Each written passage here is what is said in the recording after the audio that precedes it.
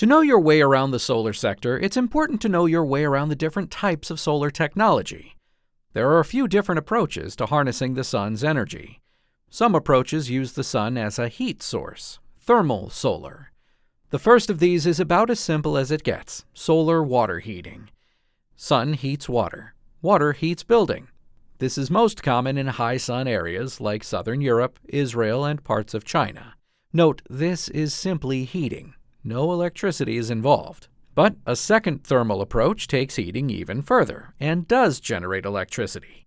It uses angled mirrors called heliostats to direct sunlight to a superheated single point. The concentrated light then heats the liquid to create steam. The steam then drives a turbine to generate electrical power. This is called concentrated solar power, or CSP.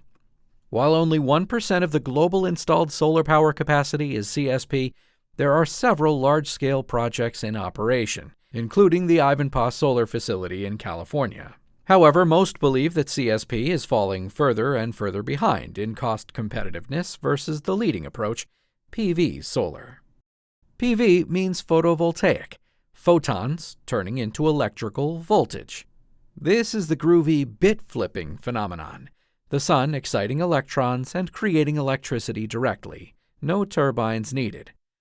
PV solar is the main show in town, accounting for the other 99% of solar power generation today. There are two ways to further segment PV solar technologies. One is by the end use case. The first use case is all those little solar-powered gadgets like camping gear. You might hear this called micro solar. This is a consumer product space and not really what people mean when they say solar industry, but the underlying PV tech is largely similar. The second segment is all those rooftop panels, the space of distributed solar. Residential and commercial buildings, and even small-scale industrial or community solar sites fall here. These systems range from just 1 kilowatt, enough to power a few appliances, to a full megawatt, enough to power 200 homes. The third segment is the utility-scale power plants, aka solar farms. These are typically in the tens to 100s of megawatts, powering mid-sized towns and beyond. Globally, distributed solar accounts for about 35% of the total solar capacity, and utility-scale plants account for roughly 65%.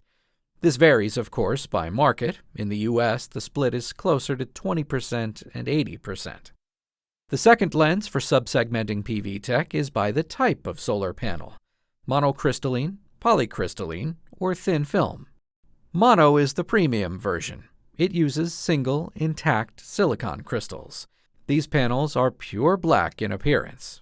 They're the most expensive, but the most efficient. They can convert 20 to 25% of the sun's energy to electricity. Monocrystalline panels are often used when sunlight and/or space are more limited, and efficiency is critical. Consequently, they're the best choice for distributed solar, but many utility-scale plants will opt for monocrystalline as well. Polycrystalline panels, on the other hand, are less expensive, but less efficient, roughly 15 to 20% efficient. These are made from many melted-together silicon crystal fragments and have a distinctive blue appearance. For utility-scale projects with very bright sun and lots of open space where efficiency is less critical, these can be the most cost-effective. They can be used for distributed panels, though less often. Thin film is the lowest cost, least efficient option, roughly 10 to 15% efficient depending on the specific type.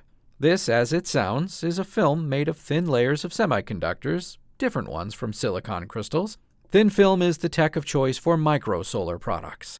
It's possible, but less common to find these on rooftops, and very rare to find them on solar farms. Distributed and utility-scale solar are both serious solar industries, with many players participating in the value chain. However, in the next few chapters, we're primarily focused on utility-scale solar power plants. These are sizable capital projects. More work, investment, and coordination is involved throughout the life cycle.